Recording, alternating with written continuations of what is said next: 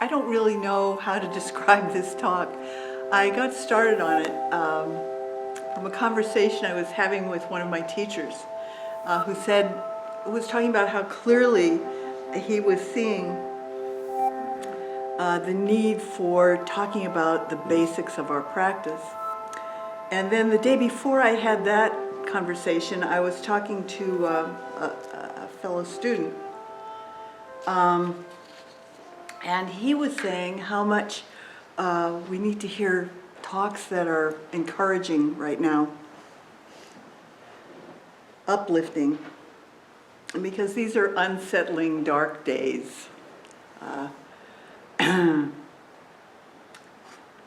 Anybody who's paying attention, doesn't matter your politics, anybody who's paying attention can see this. Syria, Gaza, Ukraine, Iran, here, very much here too. So after listening to this good teaching from them, I started thinking again about just seeing, just seeing. You can't get more basic than that, but it's also an opportunity for us to be present without despair. How does that work? Well, what I'm talking about is seeing before we're told what to see. Seeing before ideas form in our head. Before we start judging and clinging to whatever thoughts have shown up. Just seeing, just experiencing. Before the little hamster in our head jumps on its wheel and starts spinning, get thoughts really going. Just seeing, not what we want to see, because it suits us, fits into whatever might best benefit ourselves, while failing to notice that what we're seeing has been distorted by the things we want and the things we want to push away. Just seeing. Past the beliefs that have been pushed on us by our communities, by our culture, by our families, for so long that they seem like they must be the only possible truth. Just seeing, in other words, things as they really are. How can we possibly do that? It seems like the odds are against us, doesn't it? There's so much noise and habit in our social environments and in the zeitgeist. But this opportunity is available to all of us. It's available to every single one of us. We just have to let go of one single thing. One single thing. One delusion, and that is we have to let go of the idea of our separateness. To the idea of a separate, permanent, abiding self that we need to protect at all costs against all comers. If we want to just see, what's actually here, what's actually right in front of us, letting go of that delusion of a separate self just does wonders for our eyesight. We need to believe, better, we need to experience that we really are Buddha. We're already Buddha, each one of us. We just don't see it. We're already awakened beings. Seeing it, recognizing it, however, takes practice and serious effort. Or we'll just look right past that reality. Every single Buddha that ever lived, and Buddha just means the one who woke up, the awakened one. Every single Buddha that ever lived, past, present, future, just a human being. Just a human being. There was nothing celestial about them. And right now, we're everywhere on this planet. And that gives hope. What is that, being a Buddha? Go back to some of the things you learned or you heard when you first started, when you were just a baby practitioner. Siddhartha, the historical Buddha, Siddhartha Gautama, he said, pay attention. Pay attention. Patiently see the world clearly. And drop the filter of your own ego, because it just blinds us.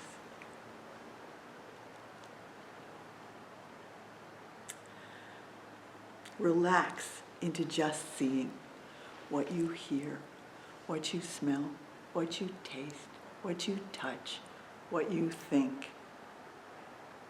Wake up to your own life just as it is. Wake up to your own life just as it is. Accept it, value it, be astonished by the fact of it. Things are difficult right now, quite difficult. Been difficult before, but they're definitely difficult now. If you have any compassion at all, you have to feel that. No matter, like I said, no matter your politics, you have to feel it, and it's so local for us. Our hearts ache for the man who gets picked up at his legal immigration hearing and taken away, and the children he left behind. Our hearts ache for the husband crying as he kisses his wife goodbye when she's taken off. I see these things on the evening news almost every day now. And it's right here in Los Angeles. Greater Los Angeles. And our practice, which if we're doing it steadfastly, if we're doing it sincerely, aspires to increase our compassion, our capacity for compassion. Make us more vulnerable to sharing that pain that someone else is experiencing. My teacher, Jibang de Sansanin, taught me early on that as we practice and as our compassion grows, we're going to feel the pain that others feel more readily. We're going to suffer with them more readily. And after he said it, I thought, how could it be otherwise? But the thing is, our ability to see suffering for what it is, something that's going to change, to accept it, and then do whatever is required of us, whatever is needed in that circumstance, that also grows. That also grows. Our practice, Zen for me, is not about believing or wishing or hoping. It's about seeing what is right here, right now, right in front of us. And then perhaps asking the question, prompted by our Bodhisattva vow, how may I help you? Sometimes we're just talking to ourselves when we ask that question, and we should, from time to time. This is the place where we wake up and find our way. So how do we practice? We practice by keeping it simple. Keeping it simple. Mostly, we just have to stop getting in our own way. Longing for waking up or enlightenment or nirvana or whatever you call it, whatever you want to call it, searching for it. That's probably the best way, the fastest route to losing our way. Instead, we need only just live in this moment. Just see this moment just as it is, as routine as that moment might seem. That's what the Buddha meant when he gave his final talk just before he died and said, be a light unto yourself.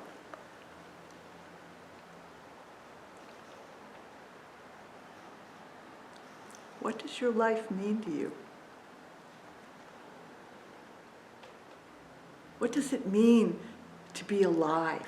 What does it mean to be alive in this moment? How can we fail to be amazed and grateful for this so rare opportunity? I mean, just to live. Can we lose our preconceptions and bring our awareness to actual reality? Find a view that is spontaneous and fresh?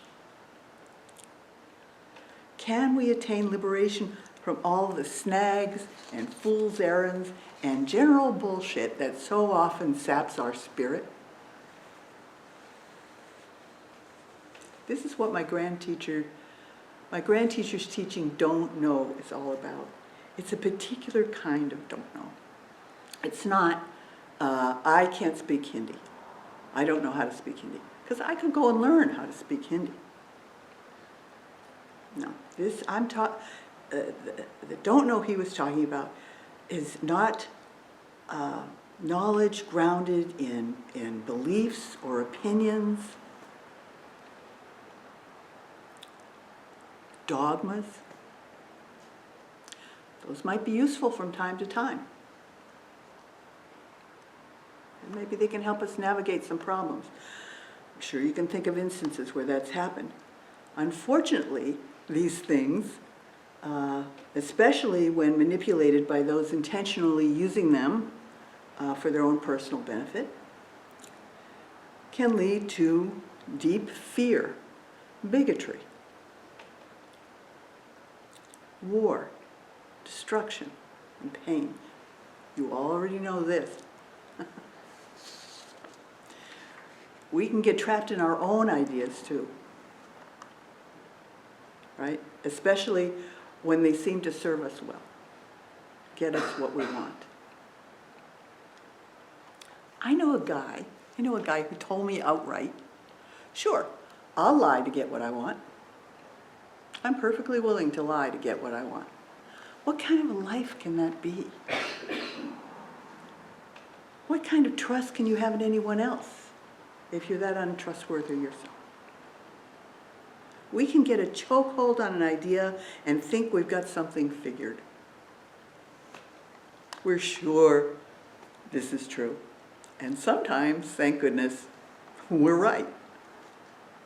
But we can also come to see sometimes our thoughts, the ideas that run through our heads like locomotives, are not actual reality.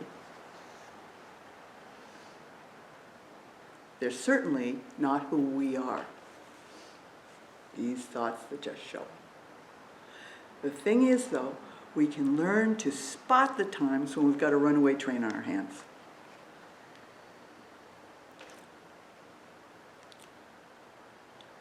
That's our habit mind.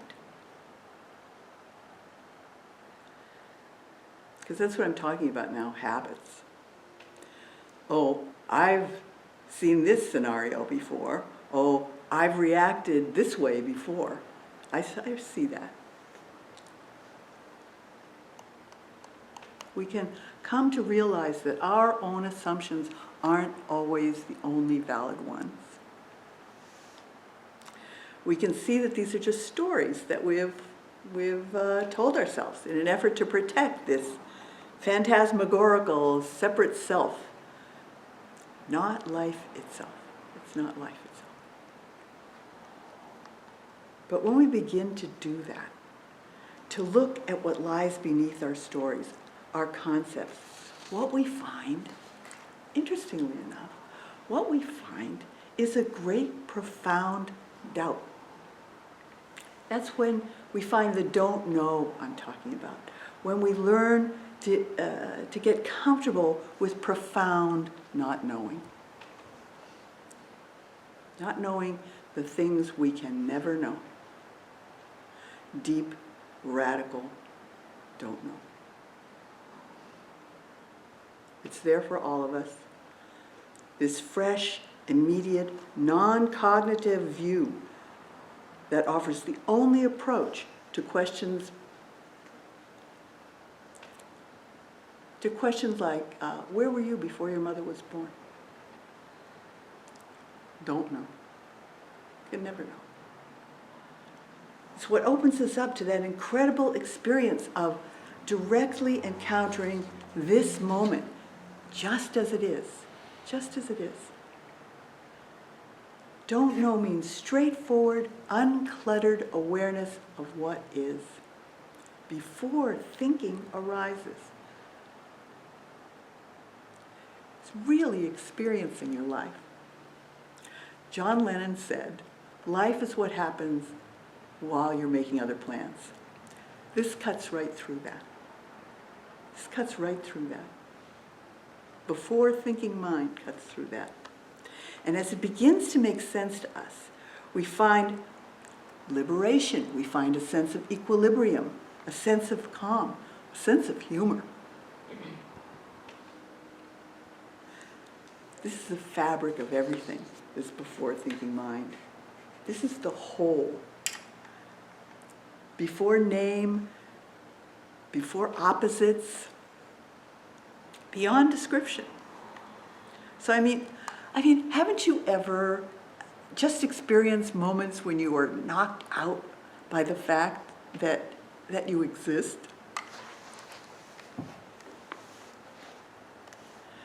I think that's what happens with a lot of times with near-death experiences. Or when we listen to great music. Or when we looked out on our first school snow day and everything was new. Or imagine never having seen the Pacific Ocean and coming over a rise, and there it is. Showstopper. These things can knock us back. I remember one time I went to a show at LACMA, a show of modern art, completely ignorant of modern art. And I was just floored. It came as a huge surprise to me. Woke me up for a bit. The thing is, those kinds of moments can make us damn well aware of how unconsciously we spend most of our time. But Zen, or whatever practice you're participating in right now, they can slowly teach us that living that way is like living a kind of half-life. And that realization gives us access to the whole. Those kinds of stunning moments I just described help us understand things like what mind alone means.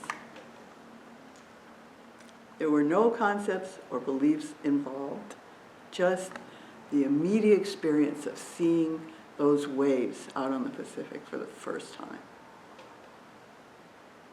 There's no thinking then. Study and reading and listening to talks like this can prepare us for the experience, but it's the experience itself that's the way. DIY. The great teacher Wang Po said, "If you students of the way do not awake to this mind, you will overlay it with conceptual thought. Then you will seek the Buddha outside yourselves, and you'll remain attached to forms and useless piety." Not awakening to mind, the Greek philosopher Plotinus said, it is as if we sleep through life and take the dream world on complete trust. The Buddha saw this, and he taught us. Relying on direct experience alone, he found no beginnings or endings for anything. Even more, he found no evidence of a separate, persisting entity that could have a beginning or an end. We can see this ourselves. If you hold an orange in your hand, where did that orange come from?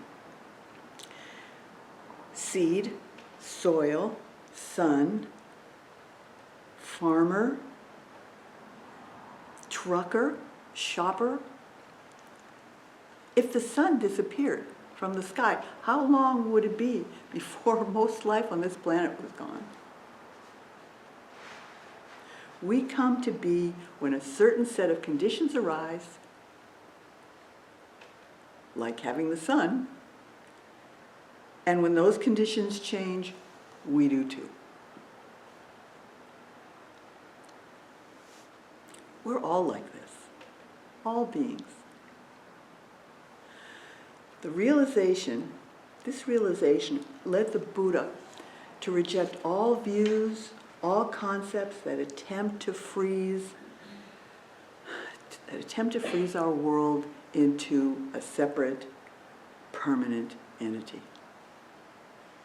We are all codependent with each other.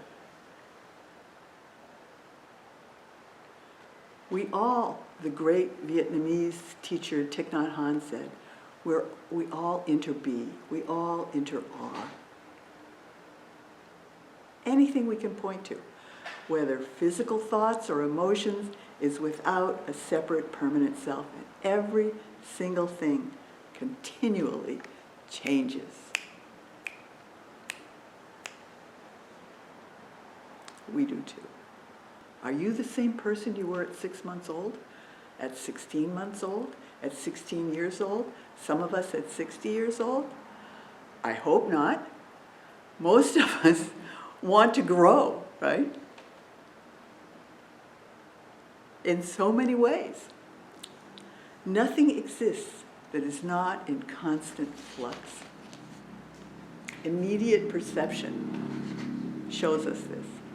All things are empty of a separate, permanent self. And if we hold on to the belief in a separate, permanent self, then we're living outside reality and we're going to suffer, because it's just not smart to defy reality.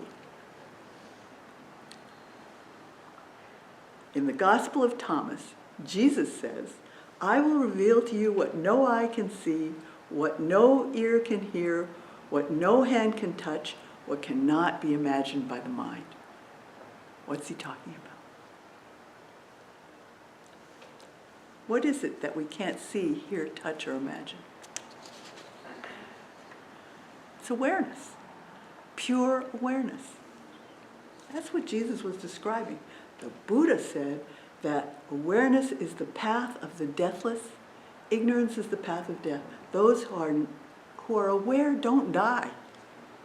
Those who are ignorant are dead already. Thank you so much for being here today. Thank you for supporting each other, for supporting this organization. There's Donna boxes back there. Thank you for taking on the great work of life and death. Finally, I want to say, we can change the world. And I know how crazy that sounds. But the truth is, we just have to have courage. We just have to have courage. We have to have great faith in ourselves, and we have to keep a great question. We have to follow the great bodhisattva vow that prompts us to ask, how may I help you? Without being ninnies about it, while treading lightly. When we see a need, we have to do our best to fill it. When we see a wrong, we have to do whatever is in our power, however much that might be, to try to fix it. Why? Because we are the whole. We are Buddha nature, we are mind alone, we are truly all in this together. We are one another. Thank you so much for your generous listening. Any questions or comments or corrections or elucidations? Sure. The don't know that that Sung San was talking about, if that's who you've been reading.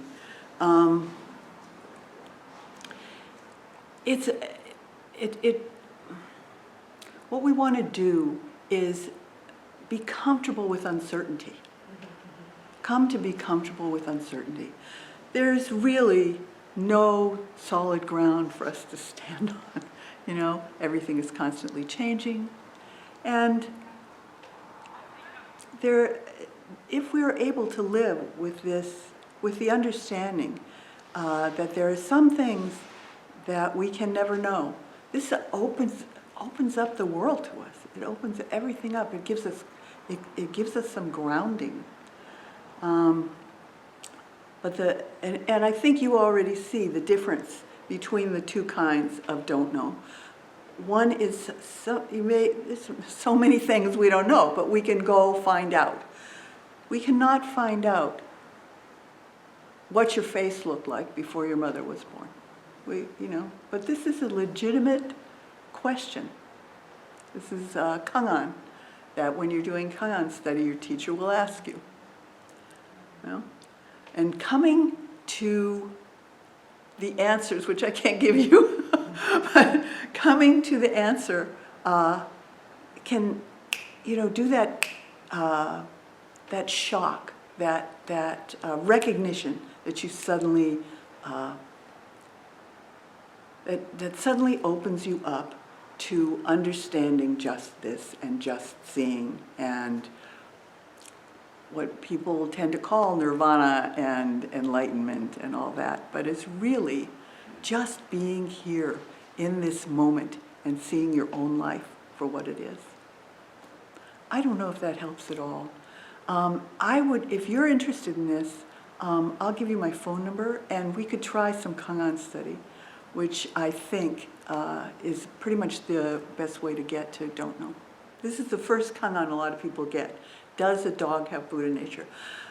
The Buddha said all things have Buddha nature. Jiao Zhou was asked, does a dog have Buddha nature? And he said, mu, which means no. Why did he do this? This is the first Kangan that a lot of people get, and it does open up don't know. This idea, well, first off, you're so right. It's amazing. I read this book many years ago when I was in school called Lives of a Cell by a man named Lewis Thomas. And he's several times a different kinds of scientist. But in one of the chapters, he talks about how extraordinarily amazing it is to get a human birth, how rare it is, how random. I mean, so many other people could be in our places, He says it's such a wondrous thing that we exist and that this ecosystem has survived this long. It's so amazing. He says, why aren't we just all dancing all the time? Because we're alive, and it's just an incredible gift. But this thing about the hell realm and the realm of the devas and all that, we move around in that ourselves all day long. Sometimes you're in hell, sometimes you're a god, sometimes you're just a human. You're moving up and down in those realms all the time. It's just true.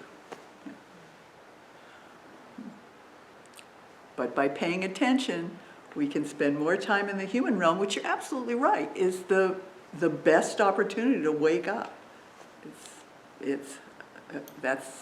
We're about the only ones that can, humans. The dog probably is already awake.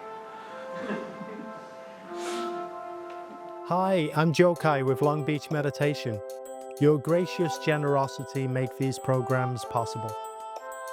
If you found this video to be of value, please consider making a donation here.